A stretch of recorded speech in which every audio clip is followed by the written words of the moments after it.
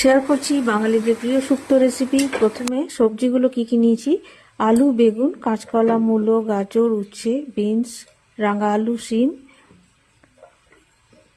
এবার লম্বা লম্বা পাতলা করে কেটে নেবো। আর মৌরি, রাঁধুনি, জিরে, মেথি প্রথমে কড়াই গরম করে দিয়ে দিলাম, একটু রোস্ট করে নেব।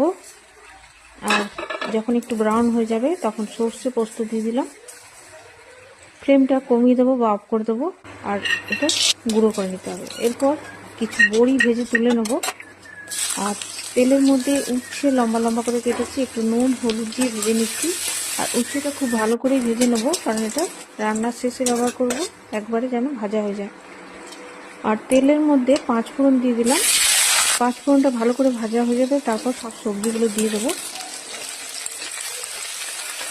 এরপর সবজিগুলো কিছুটা ভেজে নিতে হবে, কারণ না ভাজলে খেতে ভালো লাগবে না।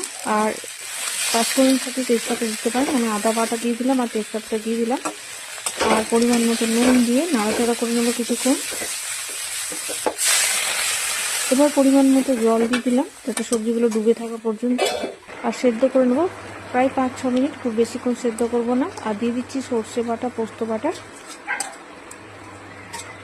যখন কিছুটা সেদ্ধ হবে তখন সর্ষে পোস্তটা দেবো, এই শুক্তো যেন গলে না যায়। এরপর ভাজা উচ্ছে, বড়ি আর চিনি দিয়ে দিলাম, ভালো করে একটু মিশিয়ে নিচ্ছি। আর কিছুটা দুধ দিয়ে গ্রেভিটা একটু বাড়িয়ে নেব।